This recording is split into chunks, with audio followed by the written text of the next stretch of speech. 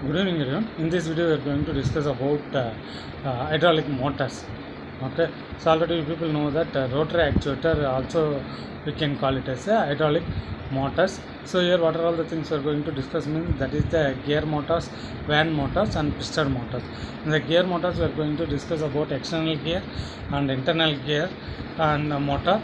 So in the and next we are going to discuss about van motors, and then piston motor we are going to discuss about the axial piston motor and radial piston motors. So first we are going to discuss about the external gear motor. This function it will be remains similar to the external gear pump, but the thing is the opposite. There it will be converts the mechanical engine to the hydraulic energy, but here it going to convert the hydraulic energy into the mechanical energy. So first we are going to see the construction. In the closed chamber, two gears will be placed having the same diameter and the same teeth. The gears will be placed over here, normally in the spur gear. The gear having the very less clearance between the casing and the gear teeth. Okay, so one gear is connected to the spindle. So once the fluid it will be enters over here, once it start to occupy inside the chamber, it will be pressure, it will be acting on the gear teeth. So that teeth is going to be rotate over the pressure is acting on the teeth, it start to moving from rotate over here. So once it will be start to rotate, the other gear also it going to mess with the other gear also to rotate. So whatever the energy it will become fluid energy, it comes over here, it absorbs and rotate. So while going over here, it comes as a low pressure energy. Okay, so once the one gear it will be rotated in the clockwise direction, another gear it will be rotated as a anti-clockwise direction. So in this gear it will be connected with a spindle. The spindle that can be start to rotate. So once the gear rotates, spindle also rotates, so that rotation you can utilize for the some various work. So like this way, this external gear motor will be works. Normally the gear motor is the 150 bar pressure, and also it can be used for 2500 rpm on operating period. Okay, so they are the having the flow capacity of the 600 lpm. Okay, so these are all the points you have to remember about the uh, external gear motors. Okay, so then comes into the internal gear motors. So in the internal gear motors, having the two gears, one is the external gear and another one is the internal gear. So internal gear and external gear diameter it will be varies.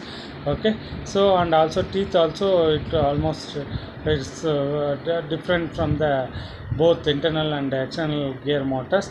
So normally in the casing is provided inside the internal motor, because of the diameter is less, so that the casing is provided. So once the fluid it will be enter inside the internal gear, the force will be acting on the internal gear, so it start to rotate. So connected with the external gear also rotates over there.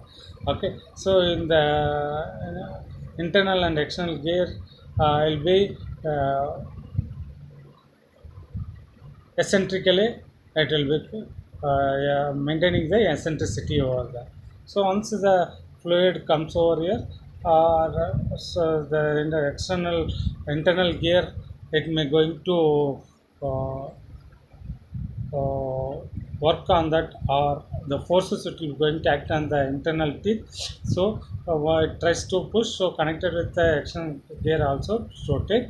So the spindle rotation takes place. So due to that, the various work we are going to take place over there. So this is about the internal gear motor.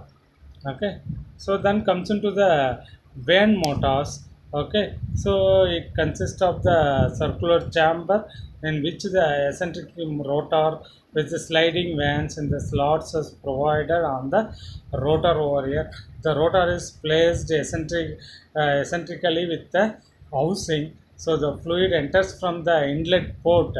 The rotor rotates, thus the torque is produced over there. So the displacement van pump,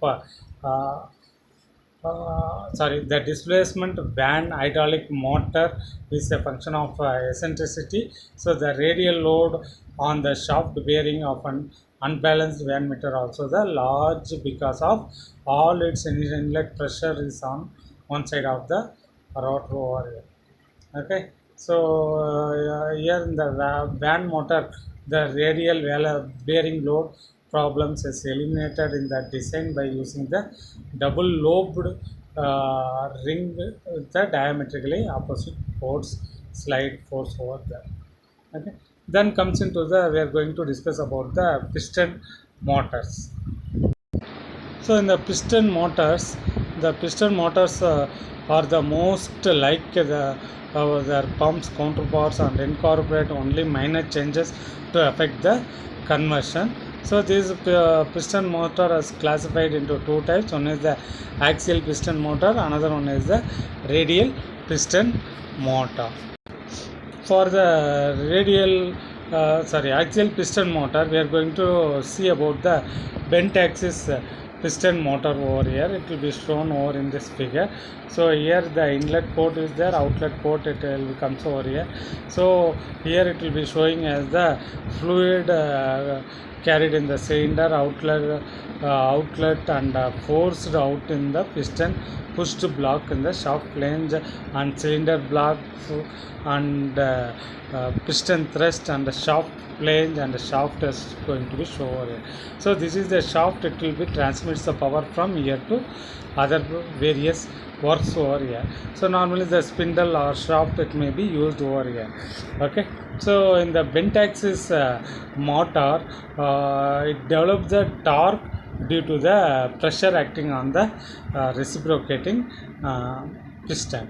So in this the cylinder block and the drive shaft mount on the certain angle to each other, so that the force is exerted by the drive shaft flange over here. Okay, so that it will takes place over in this one. Speed and torque is depend on the angle between the cylinder block and the drive shaft over here. The larger the angle of greater is displacement and torque.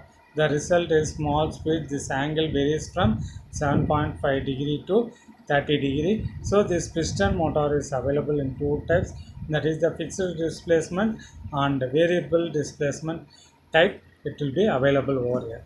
Once the fluid it will be enters over the inlet part, it will be actuate this particular piston. The pressure is acting on this particular piston. It tries to move over inside.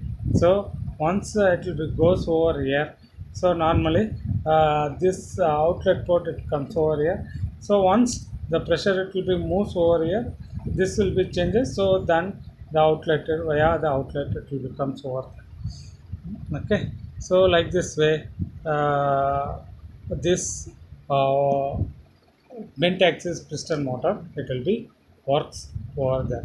Then comes into the next thing, the radial piston motor. It will be shown over here. So here it having the casing, cylinder block, outlet and pintle, inlet, piston, reaction ring and cylinder block are placed. Then we are going to see about the working of the radial piston motors. So the piston reciprocates radially or perpendicular to on the axis of the output shaft. The basic principle operation of the radial piston motor is shown here. The radial piston motors are low speed and high torque motors which can address a multi-various problem with diverse power transfer application over here. So these devices are converts the fluid energy into the torque which turns through an angle limited to the design of actuator with the majority of designs.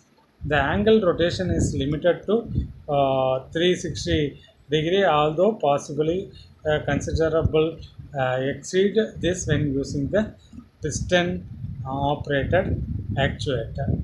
Okay, so this is about the radial piston motors. So with that, the hydraulic actuator it gets over. Next we are going to discuss about the piston actuator. Thank you.